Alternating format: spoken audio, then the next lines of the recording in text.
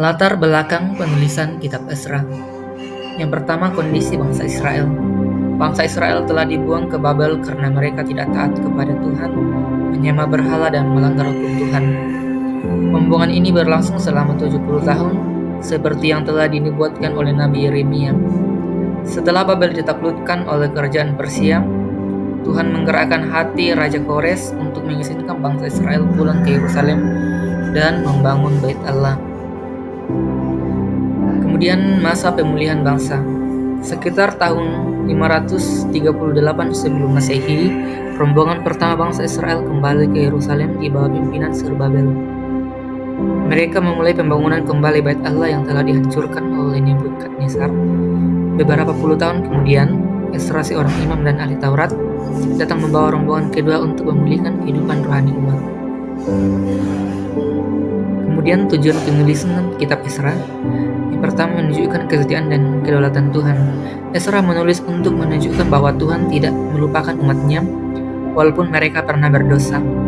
Tuhan setia menepati janjinya untuk memulihkan Israel setelah masa hukuman di pembuangan. Yang kedua, mengisahkan pembangunan kembali Bait Allah. Kitab ini ingin menegaskan pentingnya Bait Allah sebagai pusat ibadah dan simbol kehadiran Tuhan di tengah umatnya. Melalui pembangunan itu, bangsa Israel kembali beribadah dengan benar kepada Tuhan. Yang ketiga, mengajak umat untuk hidup menurut firman Tuhan. Ezra menekankan pentingnya ketaatan kepada hukum Tuhan. Ia menulis agar bangsa Israel dan juga pembaca setelahnya belajar untuk menjauhi dosa dan memelihara kesucian hidup. Yang keempat, menunjukkan pentingnya pertobatan dan pembaruan rohani. Ezra menyoroti bahwa pemulihan sejati bukan hanya membangun gedung Bait Allah, tetapi juga memulihkan hati dan iman umat. Pertobatan, doa, dan ketaatan menjadi kunci dalam hubungan dengan Tuhan. Kitab Ezra termasuk dalam bagian sejarah Perjanjian Lama. Isinya menceritakan tentang kembalinya bangsa Israel dari pembuangan di Babel, pembangunan kembali Bait Allah, serta pembaruan rohani bangsa itu setelah lama hidup di negeri asing. Bangsa Israel dibuang ke Babel karena dosa mereka dan ketidaktaatan terhadap Tuhan. Setelah 70 tahun pembuangan, Tuhan menggerakkan hati Raja Persia untuk mengizinkan mereka pulang ke Yerusalem. Kembali dari pembuangan dan pembangunan Bait Allah. Setelah Persia menaklukkan Babel, Raja Kores mengeluarkan dekret atau perintah yang luar biasa. Ia mengizinkan bangsa Yahudi kembali ke Yerusalem untuk membangun kembali Bait Allah. Ia juga memulangkan perkakas suci Bait Allah yang dulu dirampas oleh Nebukadnezar. Ini menunjukkan bahwa Tuhan berdaulat atas raja-raja dunia dan setia pada janjinya. Yang kedua, rombongan pertama pulang ke Yerusalem. Rombongan pertama berjumlah sekitar 50.000 orang, termasuk hamba dan imam. Mereka dipimpin oleh Zerubbabel dan Yosua bin Yosadak. Nama-nama keluarga dan jumlah mereka dicatat dengan teliti untuk menunjukkan kesetiaan Tuhan terhadap umatnya. Yang ketiga, pembangunan mezbah dan dasar Bait Allah. Setibanya di Yerusalem, hal pertama yang dilakukan bangsa Israel adalah membangun mezbah agar bisa mempersembahkan korban kepada Tuhan. Mereka lalu meletakkan dasar Bait Allah yang baru. Umat bersorak bersuka cita, tetapi beberapa orang tua menangis karena teringat kemegahan Bait Allah yang lama.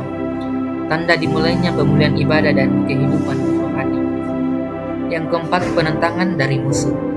Bangsa-bangsa sekitar, Samaritan dan lainnya berusaha menghambat pembangunan dengan menipu dan mengirim surat fitnah kepada Raja Persia. Akibatnya pembangunan Bait Allah berhenti selama bertahun-tahun. Ini menunjukkan bahwa pekerjaan Tuhan sering menghadapi penentangan, tapi rencananya tetap berdiri. Yang kelima, pembangunan dilanjutkan dan selesai. Tuhan mengutus Nabi Hagai dan Zakaria untuk menyemangati rakyat agar melanjutkan pembangunan. Pejabat Persia melaporkan kepada Raja Darius yang kemudian menemukan dekret Raja Kores sebelumnya. Darius memerintahkan agar pembangunan dilanjutkan dan bahkan dibiayai dari kas kerajaan. Akhirnya Bait Allah selesai dibangun dan diresmikan dengan upacara sukacita besar, disertai korban persembahan dan perayaan Paskah. Umat Israel kembali beribadah dengan benar kepada Tuhan. Kemudian kedatangan Ezra dan pembaharuan rohani. Ezra datang ke Yerusalem. Ini terdapat dalam Ezra pasal 7 sampai 8. Beberapa puluh tahun kemudian, sekitar 80 tahun setelah rombongan pertama, datang Ezra, seorang imam dan ahli Taurat.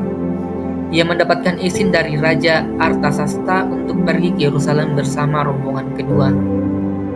Kemudian Ezra diutus untuk mengajarkan hukum Tuhan, menetapkan hakim-hakim, menata kehidupan rohani bangsa Israel. Ezra dikenal sebagai orang yang mengasihi firman Tuhan dan hidup sesuai hukum Tuhan.